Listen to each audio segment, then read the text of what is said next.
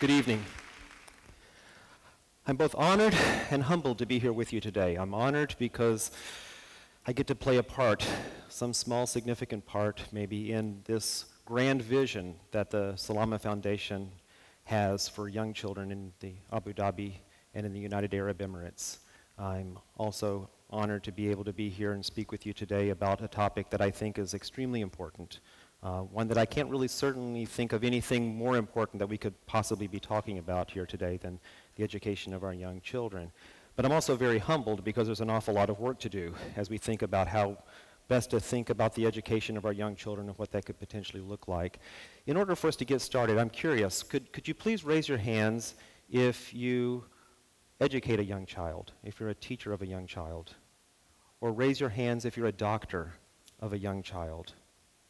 Or if you work with young children in any other way? Or please raise your hands if you're a parent. And please raise your hands if you currently are or ever have been in your life a young child. Good. We all have something in common. Good.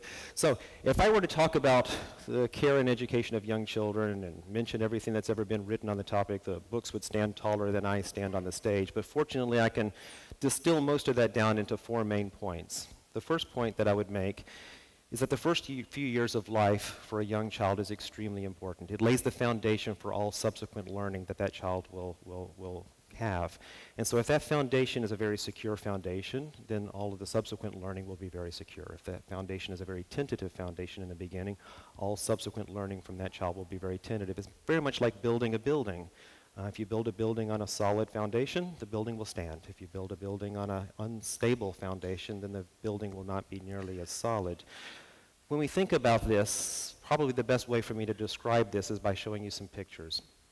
In this picture we have here the brain of a healthy, normally developing young child in comparison to the brain of a child who's gone through some significant neglect in their life.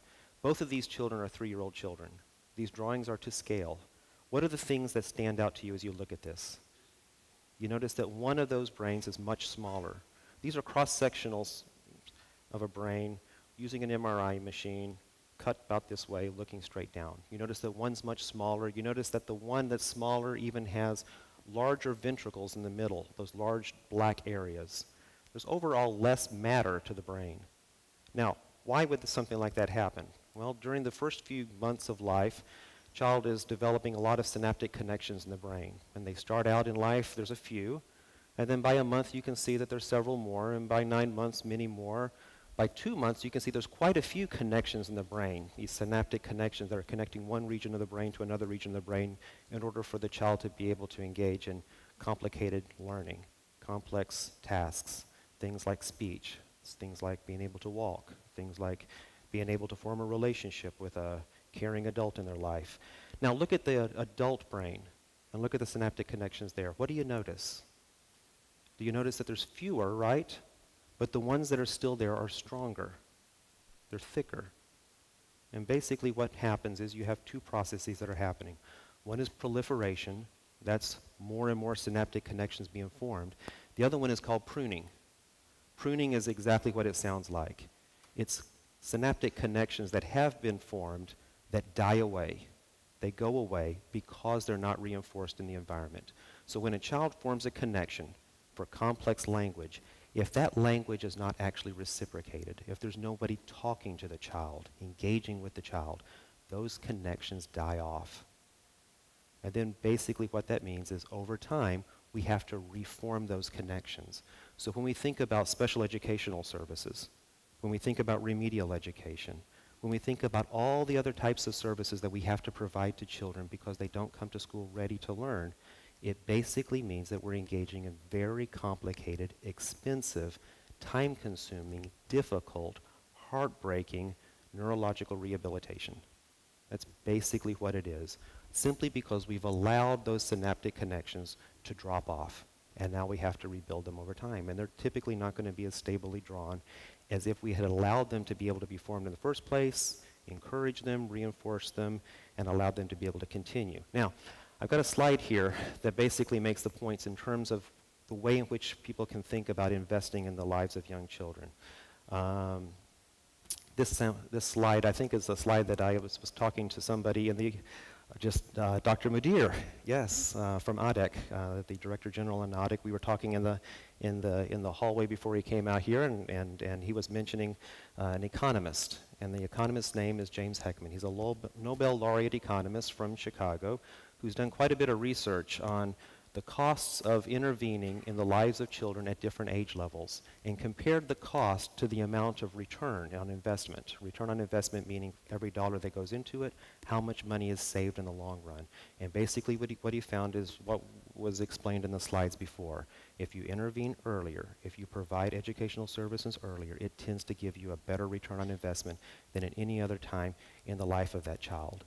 What's the second thing that we could say? Well, the second thing we can say is that, of course, the child's first and most important teacher is that child's family. It's the mother in that family. It's the father in that family. It's all the other significant adults that that baby will come into contact with. The other thing that we can say is that babies come pre-wired to learn. They don't come to us as blobs unable to learn. They come to us already ready with a lot of things that they can do, and all they need is for us to be able to support that. Fortunately for us, we also become, in the process of becoming a parent, we become wired to be able to know exactly what to do, for the most part. And that's a good thing, because being a parent is very stressful, and it's very difficult. They don't come with a manual. If you're a mother, they don't come with a gas tank on their side to tell you when they are full. You have to learn how to be able to pick up on the cues of the baby, but for the most part, we learn how to do that, and that's because we become wired as well in the course of that process of becoming a parent. Let me give you some examples. When a baby is born, they don't see very well. They have a relatively limited range of vision. They can see a distance of about 8 to 12 inches, 20 to 30 centimeters away from them. This range right here. Anything closer is blurry. Anything farther away is blurry. This is about all they can see when they're born. That's the range of vision. So, when you think about that, basically what you have is you have a range of vision of about here to here. If you're breastfeeding your baby, or if you're a father holding your baby, that is the range of vision. Anything closer they can't really see. Anything farther away they don't need to see, because what they really need to see is right here. They need to see that adult who's taking care of them. They're born to study faces. They're born to look right in your eyes, just like the baby in this picture, looking so intently right at that mother's eyes. If we were to take newborn babies, days old, and show them pictures, show them a picture of a face or a picture of a car. Oh, let's make it a good car. A picture of a face or a picture of a Mercedes. What will they prefer to look at? The face. What if we show them a picture of a circle or a square? What will they choose? Every time. What if we show them a picture of a circle or an oblong circle? More like the shape of our face. They'll choose the latter because they come to us ready to look at that kind of thing. That's what they're striving to look at. They're striving to make a connection with us. That's what they do. In many ways, they come pre-wired to do an awful lot of things. If you were to take a newborn baby and you were to hold that newborn baby up and barely let their feet touch the ground, what does that do? What does the baby do? The right foot will touch the ground, left foot, right foot, left foot. Just like this. Newborn baby. Nobody taught them how to walk. They come pre-wired to walk. Why don't they walk when they're born? Because they don't have the strength to be able to hold themselves up. But they come ready for that. Who here has ever taught a baby how to crawl? Nobody teaches a baby how to crawl. They know how to do it. They come pre-wired in many ways. Fortunately for us, we also become wired in the process of childbirth. When a mother gives birth to the baby, mother's brain is flooded with a chemical called oxytocin. Oxytocin, some people call the cuddle hormone. It makes you want to cuddle something. It makes you want to hold something dear. It makes you want to protect something. Oxytocin, there's a chemical synthetic version of it called Pitocin. Has anyone ever heard of Pitocin? Pitocin is what you give a parent, a mother, when you want to induce labor. You basically give them the synthetic version of the cuddle. It triggers the body to know it's time to have something to cuddle. And they give birth. The doctor knows. Fathers. Does this happen to fathers? Yes, it happens to fathers too. Fathers who witness the birth of their child also typically have a rush of oxytocin. Rush of oxytocin in the brain tells them it's time to cuddle. It's time to hold somebody dear. It's time to hold that mother dear. It's time to hold that baby dear and to protect them both. In many ways become very ready for this baby as a process of giving birth to the baby. And the baby certainly comes to us fully wired and ready to learn. The third thing that we know, children learn through the course of relationships. They don't learn outside of relationships. They don't learn just for the sake of learning in most cases. In many cases, they learn because it's important for establishing a relationship with somebody, either their parent or some other trusted adult or a teacher. Look at the baby here in this picture. You see a baby being fed. Where is that baby looking? Is the baby looking at the food or the spoon? No, the baby's looking right at the eyes of that adult. Why? They're studying that adult's expressions to be able to see, is this safe? Is this okay? And they're going to take the cues from that. In many ways, babies take our cues on a regular basis. That's what they're wired to do also. You've seen before a baby laying in a crib, crying, and the parent, could be the mother, could be the father, picks the baby up. And what does the parent do when they pick the baby up? The baby's crying, the baby's moving around, and then the parent picks up the baby. What does the parent do? The parent picks up the baby, holds the baby in, and moves like this, right? Maybe sways a little bit back and forth, definitely moving up and down. Why? They don't pick the baby up, hold the baby, and stand like this with the baby crying. They move with the baby. Why? Because they're matching the movement of that baby, and then they slow themselves down, and the baby follows the cues of the adult, and that's how the baby learns how to regulate their own emotional state. Many good parents do this naturally. How do they learn to do this? I don't know. They probably didn't have some professor from Yale teaching them to do this. They just know how to do it. They pick up the baby, and they do this, probably because in many cases they become wired to be able to do this. Let's talk about language development as an example of this for a second. One of the things we know about language development in terms of the amount of words that a baby knows, it really takes off at about 16 to 18 months. You see this extreme increase in the number of words that a baby is able to say, somewhere between there. But those are just averages. The reality is that there's a lot of disparity in the amount of words that a baby knows at different ages. You can see here some results from a study conducted by Hart and Risley, who were studying language development in young children. And what they did was they fitted these children with microphones and put microphones in the home. And they collected the numbers of words the children were able to speak and the number of words that were spoken to the child, and did some very complicated analyses on this, and found that the children who were much poorer were developing language at a much slower rate than those who were working class and those who were more college educated. Now the question then becomes why? Why were the children of college educated families developing language at a much quicker pace? Well, this is the reason why. They were developing it at a quicker pace because they were hearing more. The sheer volume of the words that they were hearing in their daily lives was significantly higher for those families that were speaking more because they were able to communicate more with their child. And as a result of that, the child was picking up more language. Look here at this graph here. We have the professionals speaking on average close to 50 million words to their child over the course of that child's first 48 months, in comparison to barely over 12 and a half for the working class families, and around 25 million. Those are big differences in terms of just the sheer number of words that children were hearing. So what's the take-home message from this, basically? Well, the take-home message from this is to talk to your children. When do babies learn how to speak?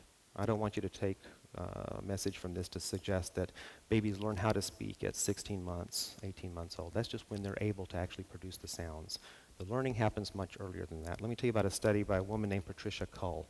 Patricia Cull from the University of Washington has done this amazing set of studies where she was looking at the types of sounds that children were able to understand. What she did was this. She would take a child and put the child on the parent's lap. Mother would be sitting on a chair, baby would be on the mother's lap. They would then have this little box that was black, and then they would play sounds over the speaker. They would go, ah, ah, ah, ah, eh. Did you hear the sound change? Whenever the sound would change, that little box would light up, and you'd see inside of it a monkey playing the cymbals. And the babies loved it. And so she basically taught them, whenever you hear the sound change, look over there, this monkey will appear and play the cymbals. Babies loved it. As soon as she got the babies to where they could actually turn over and see that and notice that kind of a sound whenever the sound changed, then the study could actually start. And what she did was this. She took various different vowel sounds and played them over a sound speaker in the room. The mother had headphones on, so she couldn't hear anything. So she couldn't cue the baby as to what was going on. Baby was sitting there listening to these sounds. Whenever the sound would change, the baby would automatically turn over there because the baby knew the monkey was going to appear. And so she did these studies of children in the United States. She did the studies of children in Japan, children in Norway, and other places. And what she basically found was this. Children did an excellent job at 4 months old, being able to hear very small changes in sound. And they did a good job at 5 months old. But something happened at about 5.5 to 6 months. At about 5.5 to 6 months old, the babies became worse. They had a harder time telling the sounds differences from one sound to the next.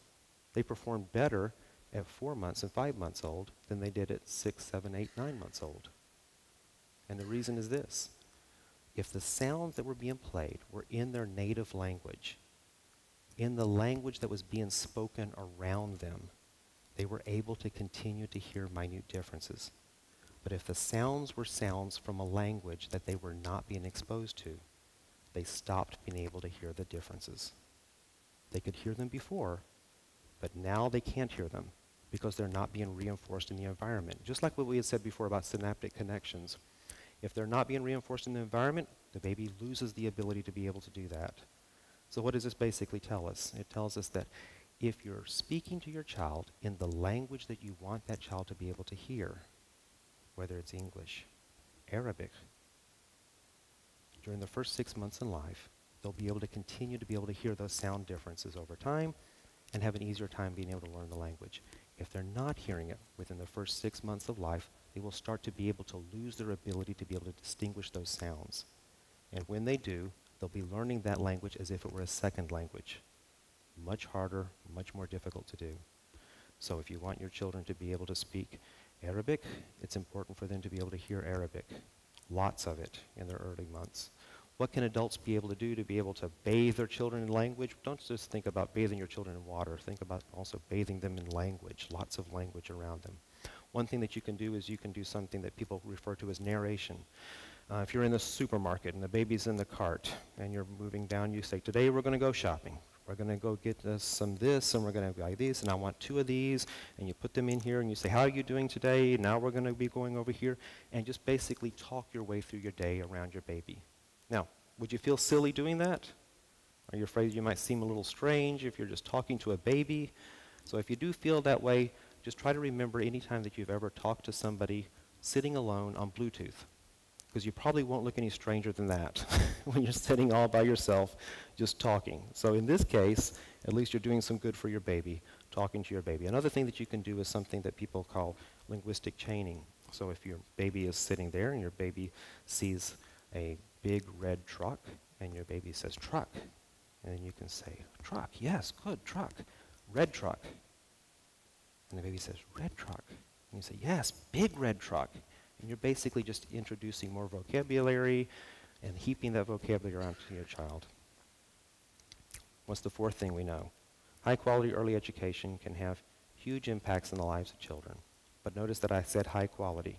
Absolutely, it has to be high-quality preschool programs, or you're not going to be able to get the impacts that you're seeing on this slide. These are data from a study. It was a random controlled study conducted back in 1964 called the Perry Preschool Project. What they did was they randomly assigned some children to go to a high-quality preschool program at 4 years old. Some children they randomly assigned to not go to a high-quality preschool program. And then they follow these children over time when they become 19 years old, 27 years old, 45 years old. They're still following these children. And one of the things that they found was that the children who went to this program tended to have better paying jobs when they grew up. They earned more money. Because they earned more money, they paid more money in taxes. They were over 3 times or nearly 3 times as likely to own a home, 31% more likely to have graduated from high school or had a GED, 56% less likely to need special educational services, 26% less likely to need some kind of special support because they lacked employment, and 80% less likely to be arrested, simply because good things in life tend to beget good things in life, and bad outcomes in life tend to beget bad outcomes later on. That was the Perry Preschool Project. But don't want you to think that that's all alone in terms of what its findings were, because there were other studies too. There's the Abecedarian study. It was in North Carolina. They also found significant impacts in terms of children's ability to read and math, and a decreased likelihood that they would be retained in a grade or fail a grade level if they attended a high-quality preschool program. But one of the things that's nice about this study is they randomly assigned children into multiple groups. One group got 0 to 3 educational services. One group got 3 to 4-year-old educational services. One group got both, and one group got neither. And what they found was that if you had to choose, earlier is better than later, longer is better than shorter. And so if you want to have the biggest impacts, working with children when they're at the very youngest is going to give you the biggest impacts. If you want those impacts to sustain over time, it's good to continue those impacts into the early elementary years. Then you can get your longest impacts. There's also the Harlem Project that you can see there with very similar findings. In the United States, we have several states that have preschool programs for 4-year-old children. We also have several states that don't have any preschool programs for 4-year-old that are supported. Right now, President Obama has a presidential ask on the table for universal preschool education for all 4-year-olds in the United States. We're hopeful that we get that. It would be a great thing for children. And it would also mean that if the United States were to get universal preschool education for all 4-year-olds, the United States will have finally caught up to where the UAE currently is, because you have KG1 for 4-year-olds and KG2 for 5-year-olds. So I'm very hopeful that someday soon the United States will be able to catch up to where we currently are here in the UAE. But when I looked at the data regarding the effectiveness of these state-funded preschool programs for 4-year-olds, this is basically what we found. The programs that existed when they had a study were significantly likely to be able to show impacts in the child's development by the time the child was entering kindergarten, and a far less likelihood for those children to be retained in grade if they went to a preschool program versus if they didn't. Going back to return on investment, this is the return on investment that you got from the Perry Preschool Project, from a preschool program in Chicago called the Child Parent Centers, and also from the Abecedarian program. Basically what these slides are showing is that for every dollar that was invested in the program, those programs tend to yield back to society significant savings because of the decreased need for special educational services, which cost money. The decreased need for grade retention, which costs money because you're retaining a child, you have to educate that child for another year. Increased revenue because the children were making more money and therefore paying more money in taxes. And so these programs tend to pay very well to societies when there's an investment in them, simply because the services themselves tend to save money in the long run.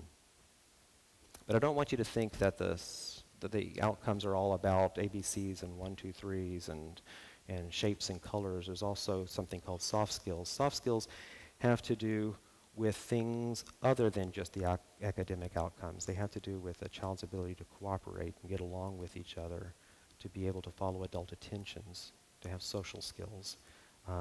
This was data from a study that was done as a survey of employers in the United States. And the question basically was, to these employers whose job it is to interview people, decide who gets the job, who doesn't get the job, they surveyed them and they asked them to rate how important various different skills are in their decision to hire either college graduates or high school graduates.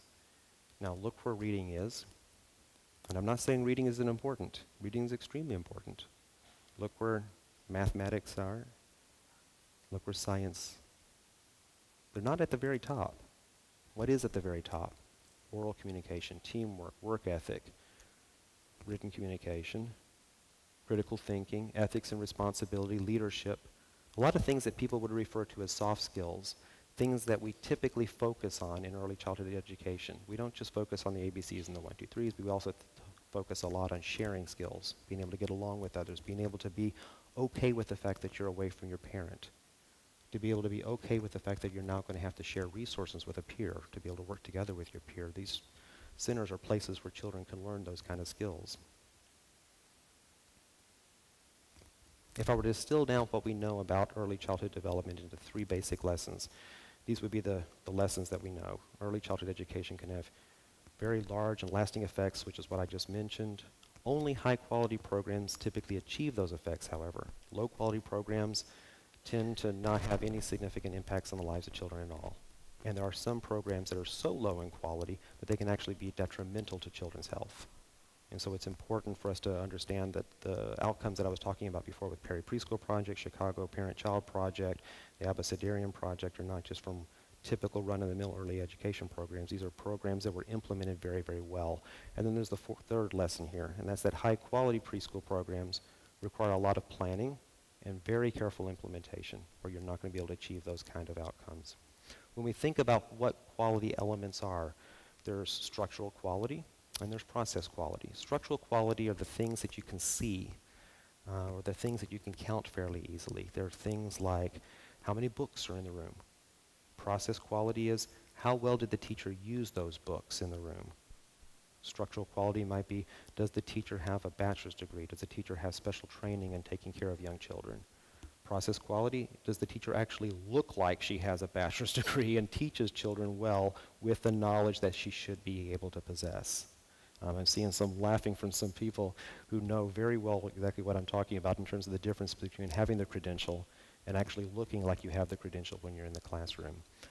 What we know from the research is that having structural quality gives rise to the possibility for process quality, but it doesn't necessarily guarantee it.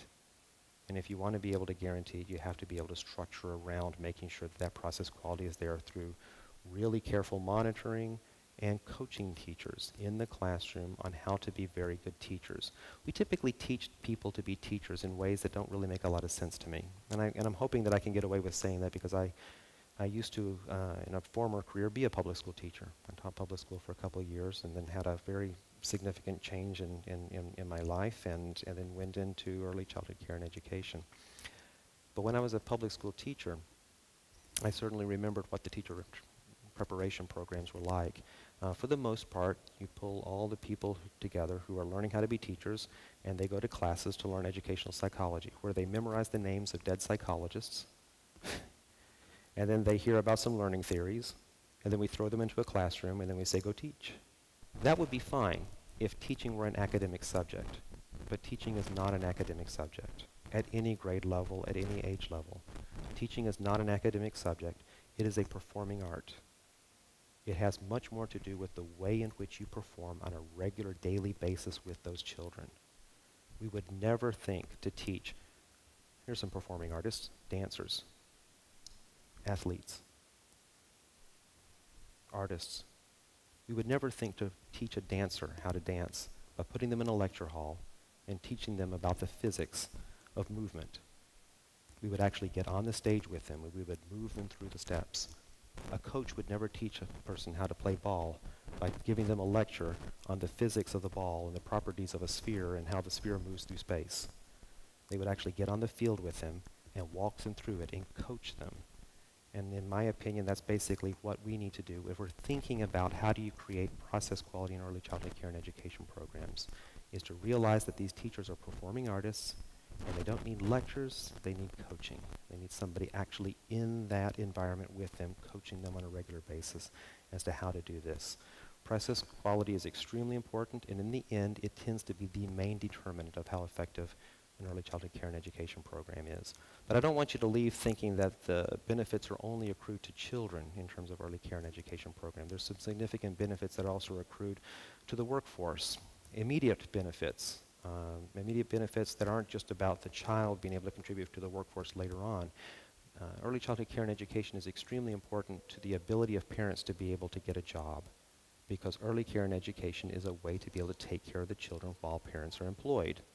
And it also is in and of itself a huge employer of parents, especially women, who typically can find jobs in early childhood care and education. So there's benefits in terms of other things, not just the children, but also for the adults and immediately. And if I haven't convinced you so far with data and facts and things like that, let me tell you a story before I leave the stage. This is a man named Edward Ziegler. He is my dear mentor. Many people think of him as the father of Head Start. Head Start is the largest public preschool program in the world. It serves well over 1 million children every year. He was the primary architect of it, designed it, ran the program during the Nixon administration, as well as running all of child care in the United States and child protection services. This is somebody that my new friend, Dr. Vincent Ferrandino, knew very well from his years in Connecticut. My dear mentor now is 83 years old. A few months ago, he fell.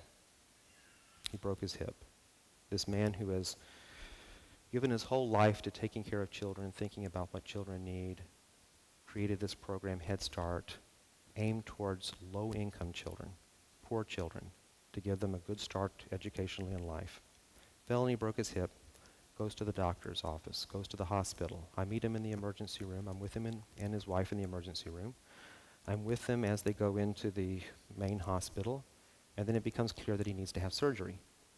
So he goes down to the pre-op room, and I go with him. And in the room is Dr. Ziegler, his wife and I, and 2 anesthesiologists. 2 anesthesiologists come in there and take a look at him and tell him that they're going to need to put him under right now for the surgery. So they prep him, they start the anesthesia. He's getting a little groggy in his head because of the anesthesia, and he lays there and he starts talking. So what does he talk about? Talks about Head Start, child care. He asks me, am I staying on top of what Obama's doing? What's going on with Head Start? What about the Head Start Reauthorization Act? Where is that right now? He's talking about all these things having to do with Head Start while the doctors are over there working. One of the doctors, the youngest of them, comes over to me and says, is he talking about Head Start, the preschool program for poor kids? And I said, yes, that's exactly what he's talking about. That man there is the father of Head Start. And his jaw opens up, and he looks at him, and he looks at me, and he looks at him, and he says, I was a Head Start student. My mother says that the reason that I've succeeded so well in school and became a doctor at Yale is because I had a good start in education. And she thinks it was because I went to Head Start. He grew up poor, very poor in one of the boroughs of New York. Used Head Start as a way to be able to get a good start to education. And now his mother credits Head Start as being the reason why he's now an anesthesiologist at Yale. And he's looking there at the man that he feels made that possible for him. So he takes care of him, very good care of him. And then when Dr. Ziegler comes out of surgery, and he did just fine, by the way, he's at home and he's recovering right now, and the young anesthesiologist has been sending me emails to check on how well he's doing. So if I haven't convinced you with data, and if I haven't convinced you with facts, I hope I can at least leave you with an interesting story about a man who gave his life to early childhood education, thinking that as a result he'll be able to have a significant impact on the lives of children. And it turned out that he did, and he benefited directly and immediately from it. Just like, in my opinion, we all will. So I'll leave you just with one more slide, and that's our parenting workshop that Dr. Sal had mentioned before. We're going to have these parenting workshops starting in January, one every month. One of the speakers, Nancy Close, is here. She'll be talking to us about nurturing our children, how parents support their child development, but you can see that there's numerous other different topics. If you are a father, please come, and please bring your wife. If you are a wife, please come, and please drag your husband. And so we hope to see you here at all of these, and I thank you very dearly.